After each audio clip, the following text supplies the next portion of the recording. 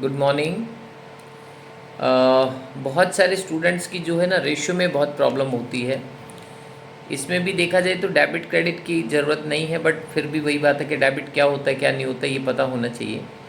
तो कुछ है ना रेशियो के फॉर्मूले जब तक आपको याद नहीं होंगे तब तक आप इस क्वेश्चन को बिल्कुल भी नहीं कर सकते हैं। तो मैंने सबसे पहले आपका बेस बनाने के लिए इसके फॉर्मूले लिख दिए हैं। तो ये फॉर्मूले आपको ध्यान से समझ लेने हैं। हमारे रेशियो में 4 तरीके के फॉर्मूले होते हैं। एक लिक्विडिटी, दूसरा सोल्वेंसी, तीसरा एक्टिविटी रेशो और नेक्स्ट है प्रॉफिटेबिलिटी रेशो। और लगभग इनसे बाहर कोई मुझे नहीं लगता है कोई क्वेश्चन बनता होगा। ठीक है, तो लिक्विडिटी रेशो जो है उसमें सबसे पहले हम क्या चेक करते हैं, लिक्विडिटी पोजीशन हमारी क्या है, यानी कि हमारे पास कैश में कन्वर्ट करना हो किसी एसेट्स को तो कितनी जल्दी कन्वर्ट कर सकते हैं, तो वो कौन कौन सी एसेट्स होती हैं। तो इसका पहला फॉर्मूला, दो फॉर्मूले हैं। एक है current ratio CR, current ratio equal to CA यानी करंट एसेट्स अपॉन में करंट लायबिलिटी, और दूसरा है क्विक रेशियो। इसको हम एसिड टेस्ट रेशियो भी बोलते हैं और क्विक रेशियो भी बोलते हैं हम इसको, ठीक है, या लिक्विड रेशियो भी बोलते हैं हम इसको।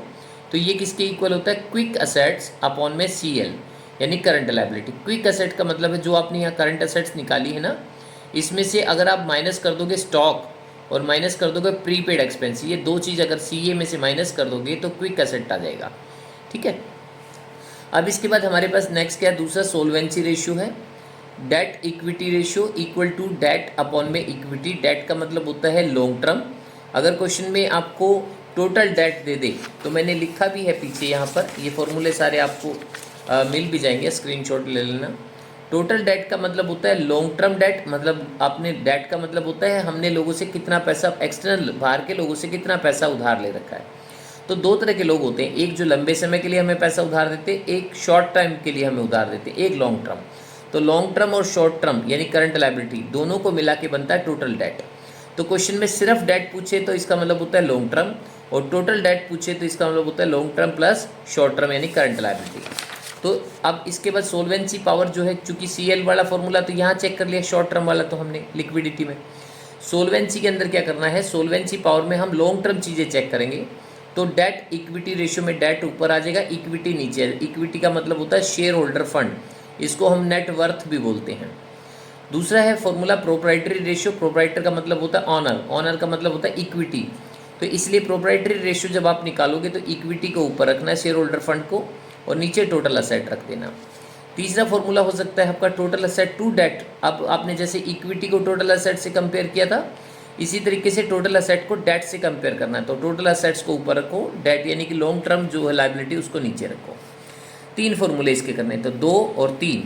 फिर उसके बाद यहाँ पर हम देखेंगे 5 फॉर्मूले, लेकिन इसमें से 2 ही ज़्यादातर काम आते थे, मतलब 2 क्या 4 ही काम आते हैं। इसमें देखो एक्टिविटी रेशियो के अंदर क्या करना है, सबसे पहले inventory turnover ratio.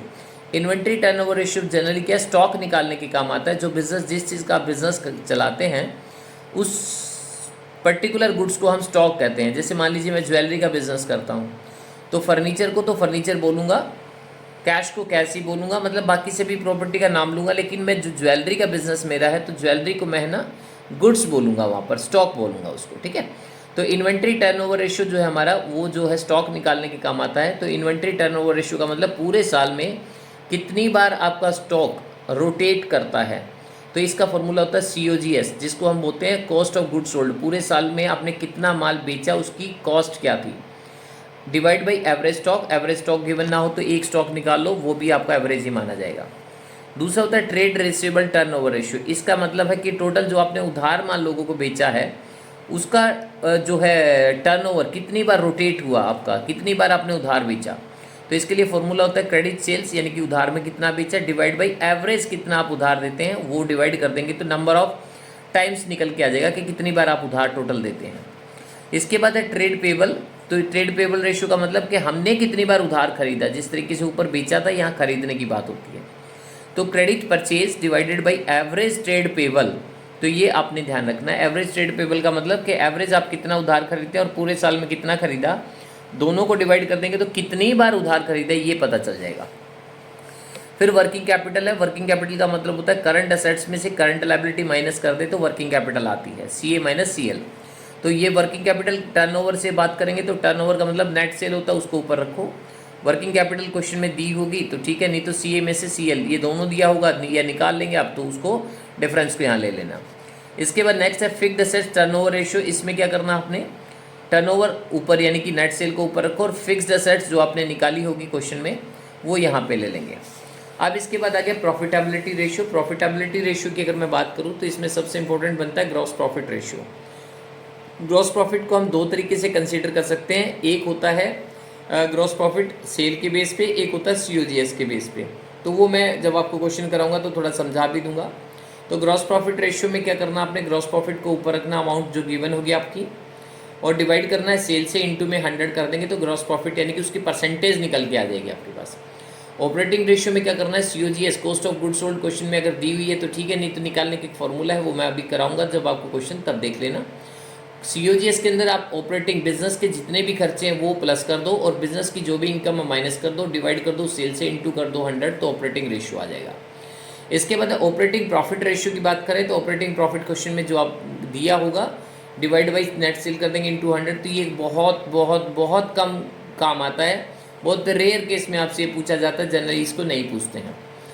Next net profit ratio. तो नेट प्रॉफिट रेशियो जो हमेशा याद रखना, जो क्वेश्चन में नेट आपके पास अमाउंट बच जाता है प्रॉफिट का रेशियो वो आपने लेना है। तो net profit after tax divide by net cell करेंगे, इनटू में 100 करेंगे तो नेट प्रॉफिट रेशियो आपका आ जाएगा।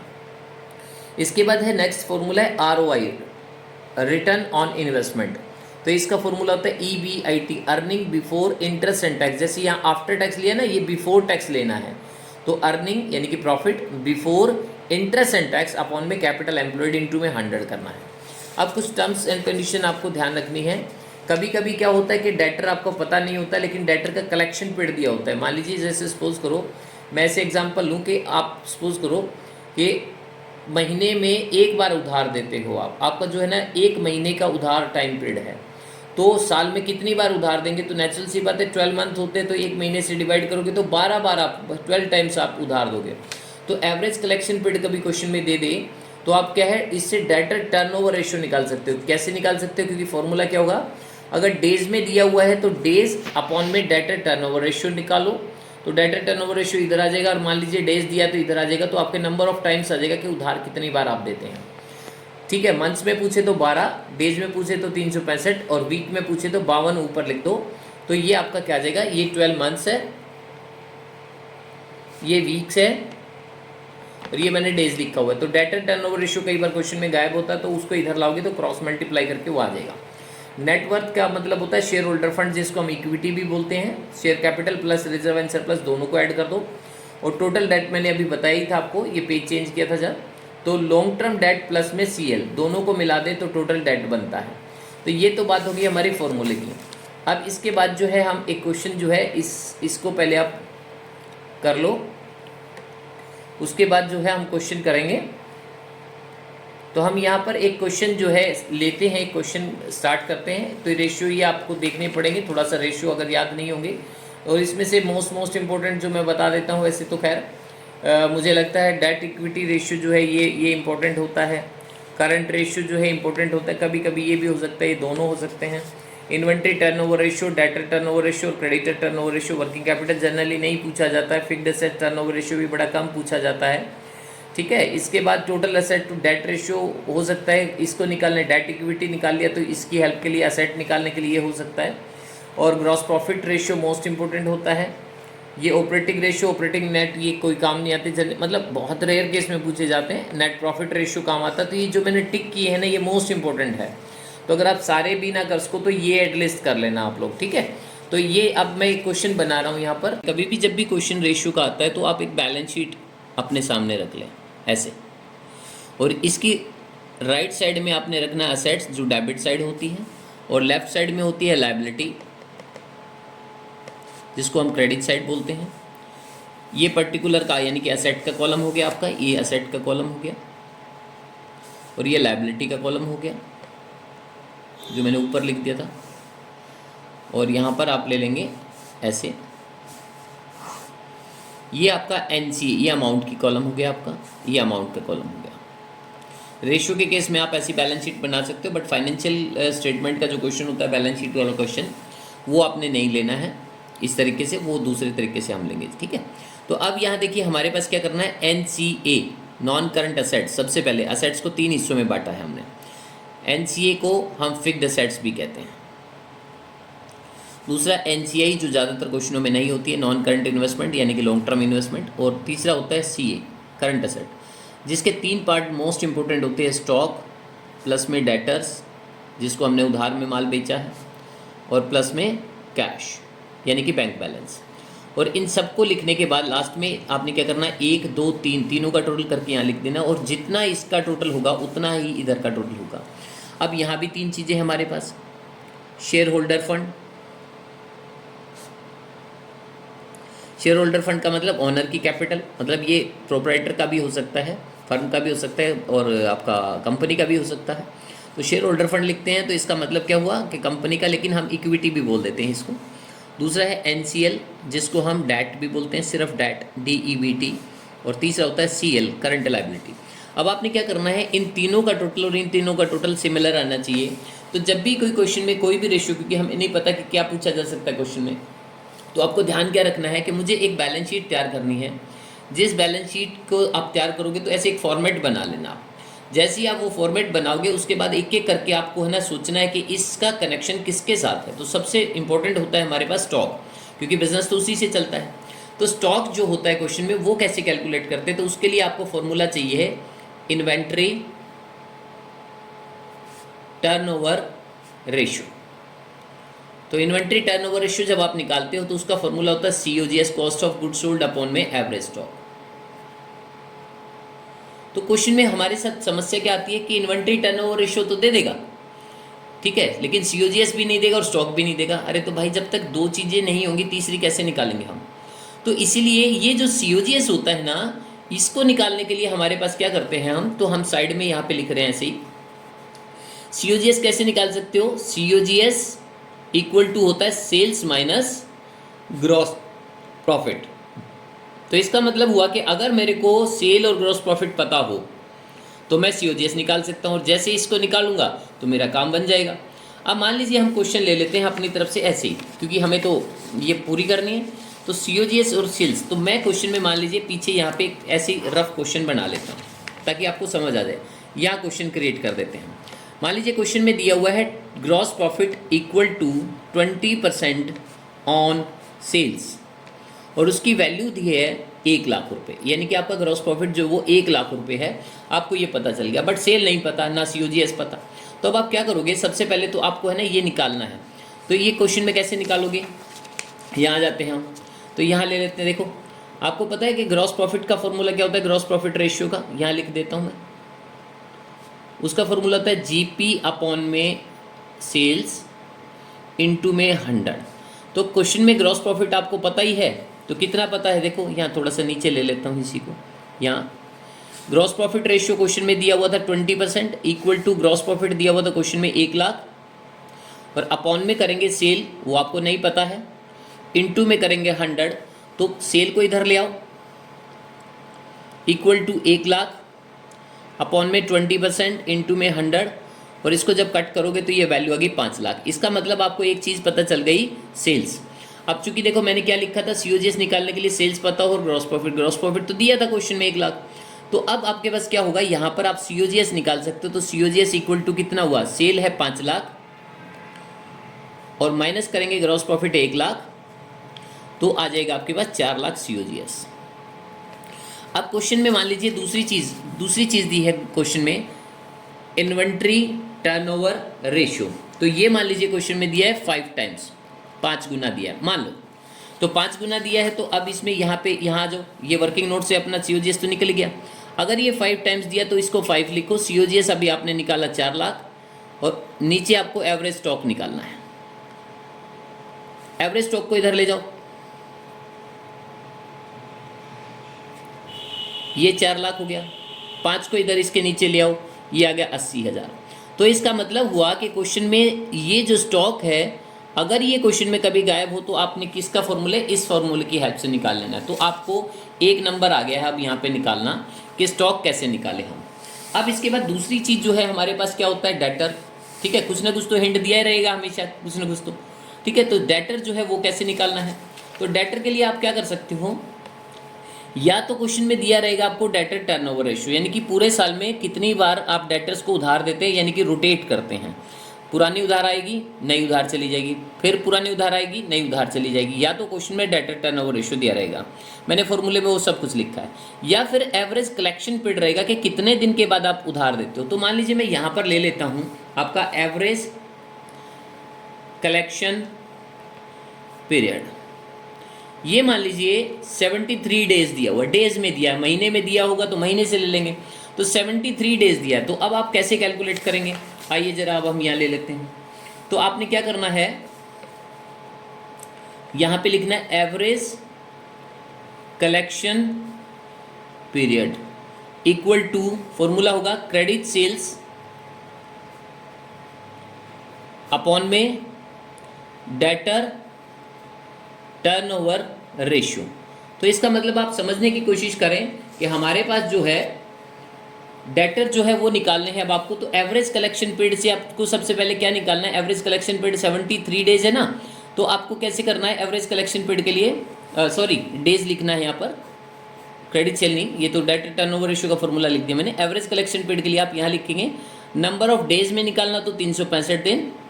अगर मंथ होगा तो आप यहाँ 12 मंथ्स लिखेंगे, वीक होगा तो 52 लिखेंगे, और नीचे डेटर टर्नओवर रेशियो लिखेंगे। अब चूंकि आपको ये तो पता ही है क्वेश्चन में कितना दिया है, देखो एवरेज कलेक्शन पीरियड हमने कितना एज्यूम किया, 73 डेज। तो अगर मैं 73 डेज मेरे पास मान लूँ और यहाँ 365 डेज लिख दूँ, तो डेटर टर्नओवर रेशियो ही गायब है सिर्फ। अब मैं क्या करूँगा, डेटर टर्नओवर को इधर ले आऊँगा और 365 को 73 से डिवाइड करूंगा तो 5 टाइम्स आ जाएगा मेरा। 5 टाइम्स का मतलब है कि मैं पूरे साल में जो डेटर्स को उधार देता हूं वो कितनी देता हूं, 5 बार उधार में देता हूं। 5 टाइम्स मैं डेटर को उधार देता हूं, यानी कि भाई डेटर आज मेरे पास आए, मैंने उनको उधार दिया 73 डेज के लिए, फिर अगली बार जब आएंगे तो 73 डेज के बाद जब वो आएंगे तो पुराना पैसा दे जाएंगे और नई उधार ले जाएंगे। ठीक है, इस तरीके से मैं पूरे साल में 5 बार करता हूँ। लेकिन 5 बार करता हूँ तो एक बार में उधार कितनी देता हूँ वो तो नहीं पता चली, तो उसके लिए अपने को क्या करना पड़ेगा, उसके लिए कैलकुलेशन करनी पड़ेगी। तो मान लीजिए मैं यहाँ पे क्वेश्चन में मान लेता हूँ अब कि क्योंकि उसके लिए क्या चाहिए फॉर्मूला, डेटर कैसे निकालने हैं, अब डेटर का फॉर्मूला देख लो इसी के नीचे। Debtor turnover ratio equal to होता है क्रेडिट सेल्स और अपॉन में एवरेज डेटर, यानी कि एवरेज ट्रेड रिसीवेबल भी बोलते हैं हम इसको। तो डेटर टर्नओवर रेशियो तो आपने इससे निकाल लिया, देखो ये निकाल लिया 5 टाइम्स, ये लिख दूंगा। अब क्रेडिट सेल्स और एवरेज डेटर, क्योंकि डेटर का नंबर था ना हमारा यहाँ पे, देखो हम डेटर निकालना चाह रहे थे, तो डेटर निकालना चाह रहे थे, तो डेटर तो क्वेश्चन में दिया नहीं रहेगा क्योंकि वो तो निकालना ही है, तो क्रेडिट सेल्स को ढूंढेंगे अब हम। तो क्वेश्चन में आपको किस तरीके से हिंट दिया रहेगा कि क्रेडिट सेल्स बोल देगा एवरेज कलेक्शन पीरियड के साथ साथ क्रेडिट सेल्स बोल दिया, मान लो 50% या half of the total sale, 50% of total sale. तो अब आपको क्वेश्चन में क्या ढूंढना है, टोटल सेल ढूंढना है। तो टोटल सेल तो आपने निकाल ही ली थी, देखो शुरू में है ना, ये देखो सेल आपकी 5 लाख रुपए, तो इसका मतलब हुआ कि टोटल सेल आपके निकाल चुके, तो क्रेडिट सेल इसने बोला 50% ऑफ इसका। तो डेटर टर्नओवर रेशियो ऑलरेडी आपने निकाल ले लिया, कितना था हमारा 5 टाइम्स, देखो ये रहा। तो आप यहाँ पे लिखेंगे 5 times equal to credit sales हो गई आपकी 50% होगी ना सेल की, टोटल सेल बोला है 50 बोला है 40 60 जितना भी बोले, यहाँ पे मैंने एज्यूम किया 50% टोटल सेल का। तो टोटल सेल अगर 5 लाख है, इसका 50% क्रेडिट सेल कितना हो गया 2.5 लाख। तो क्वेश्चन में आप रख देंगे 2.5 लाख और अपॉन में कर देंगे एवरेज डेटर्स। एवरेज डेटर को यहाँ ले आओ, ठीक है, और 2.5 लाख डिवाइड बाई 5, तो ये आपके पास आ गया 50,000, ये क्या आ गया आपके डेटर्स आ गए। लो जी, दूसरी चीज़ निकल गई अब आपकी। अब आपको एक चीज़ तो समझ आने लग गई होगी कौन सा कनेक्शन किसके साथ है। अब इसके बाद कैश की बात करते हैं, तो कैश तो लास्ट में भी निकाल सकते हैं, अगर टोटल पता चल गया और ये सब चीज़ें पता हो तो इसके बेस पे आप नेक्स्ट ये भी निकाल सकते हो। अब तीसरा क्या होगा, इधर में से कोई एक चीज़ आपको बता देगा क्वेश्चन में, या तो आपको डेट बता देगा या शेयर होल्डर बता देगा, तो आपको ये ध्यान रखना है। तो मान लीजिए क्वेश्चन में मैं कहता हूँ आपके पास सपोज करो ये बता दे कि शेयर होल्डर फंड कितने हैं, तो शेयर होल्डर फंड के लिए आपको क्या करना पड़ेगा, देखिए डेटर अपना कंफर्म हो ही गया, डेटर 50,000। अब नेक्स्ट क्या दिया रहेगा आपको, मान लीजिए क्वेश्चन में इन तीनों में से मैं बोल रहा था ना कि कोई एक चीज़ आपको देगा, तो मान लीजिए शेयर होल्डर फंड है, ये क्वेश्चन में आपको दिया रहेगा या डेट रहेगा। तो क्वेश्चन में मान लीजिए शेयर होल्डर फंड गिवन है, मतलब ये दिया रहेगा आपको, ऐसा नहीं है क्वेश्चन में ये, क्योंकि बिना उसके तो कैसे करेंगे हम, कोई हिंट ही नहीं होगा, तो फिर तो सिर्फ ओपिनियन ही मांग सकता है अगर क्वेश्चन में ये सब ना देता। शेयर होल्डर फंड मान लीजिए सपोज करो 1,25,000 रुपये दिया हुआ है, और डेट इक्विटी रेशियो बोल देगा क्वेश्चन में, क्योंकि कुछ तो गायब करना ही है ना उसको। तो डेट इक्विटी रेशियो जो है वो क्वेश्चन में है, मान लीजिए 1:2.5, इस तरीके से दिया हुआ है 2.5, यानी कि इसका फॉर्मूला क्या होता है हमारा डेट इक्विटी रेशियो का, डेट अपॉन में इक्विटी। तो इसका मतलब ये हो गया 1 रुपया है और नीचे वाला कितना है 2.5 रुपया है, ये आपने समझना है। तो 2.5 रुपये की वैल्यू किसके बराबर है 1.25, 1,25,000 के बराबर। तो तीसरी चीज़ आपको क्या निकालना है, डेट इक्विटी रेशियो निकालना है। डेट इक्विटी रेशियो वो कितना है आपका 2.5, ठीक है, और किसके बराबर है डेट अपॉन इक्विटी। तो इक्विटी क्वेश्चन में आपको पता ही है कितना है क्वेश्चन में, ये 1,25,000 है ना। तो आपको क्वेश्चन में क्या निकालना है, डेट निकालना है। तो डेट के लिए आप क्या करेंगे, देखिए अब हमारे पास क्या है, डेट इक्विटी रेशियो कितना था, डेट 1 है, ये 2.5 है, और ये डेट इक्विटी रेशियो। तो इसका मतलब 1,25,000 क्वेश्चन में नीचे गिवन था ना हमारा, उसको ले जाओ इधर, उधर रखो डेट को। तो 1,25,000 divided by 2.5 equal to debt. तो अब आप डेट को इधर रखोगे तो ये काटोगे तो इसको कितना आ जाएगा, ये आ जाएगा 50,000। तो इसका मतलब आपको डेट पता चल गया, यानी कि लॉन्ग टर्म जो है लाइबिलिटी वो आपको पता चल गई। तो अब आप क्वेश्चन में क्या करोगे, 1,25 ये दिया हुआ था, एक जीरो ज़्यादा लगा दी मैंने, और ये हो गया आपके पास 50,000। अब क्वेश्चन में क्या रह गया, अब आपके पास एक दो चीज़ पता चल गई, अगर तीसरी और आपको पता चल जाए तो टोटल आ जाएगा। अब क्वेश्चन में कोई ना कोई हिंट, मैंने कहा ना कि हमेशा दिया रहता है, तो क्वेश्चन में कुछ ना कुछ हिंट दिया रहेगा। जैसे कई बार क्या होता है, सेल के साथ कंपेयर करके दे देगा, या टोटल असेट दे देगा, या कोई ना कोई ऐसी चीज़ जरूर देगा आपको। तो मान लीजिए मैं क्वेश्चन में मान लेता हूँ सेल्स के साथ सेल टू टोटल असेट, ये क्वेश्चन में मान लीजिए दिया रहेगा 2 टाइम्स, मान लो, क्योंकि छोटा सा ही बनाना है क्वेश्चन मैंने, 2 टाइम्स दिया रहेगा। तो 2 टाइम्स का मतलब क्या हुआ, जितनी आपकी सेल है, ठीक है, वो 2 गुना है किससे, टोटल असेट से। तो हम यहाँ पे लिख देते हैं टोटल सेल तो कितनी निकाल ही चुके थे ना हम, फिर सिंपल सा है। फिर तो 5 लाख रुपये अगर आपकी सेल है तो इसका 2 गुना, मतलब टोटल असेट का 2 गुना सेल है, तो इसका मतलब इसका आधा हो गया, हाफ, तो हाफ हो गया, तो इसका मतलब टोटल असेट हो गई आपकी, यहाँ पे निकाल लो 2.5 लाख, ठीक है। तो ये आपने कर लेना है। फॉर्मूला लिख देता हूँ मैं यहाँ पर, निकाल देता हूँ मैं यहाँ फॉर्मूला भी, सेल टू टोटल असेट, ये हो गया अपने पास टोटल सेल अपॉन में टोटल असेट।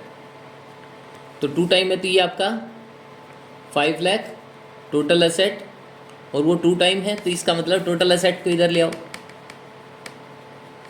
और 5 लाख डिवाइड बाई 2 करोगे तो ये 2.5 लाख हो गया आपका। तो इसका मतलब हो गया 2.5 लाख, आप यहाँ निकाल लो इसको। तो टोटल एसेट 2.5 लाख हो गई, तो लाइबिलिटी भी 2.5 लाख हो गई।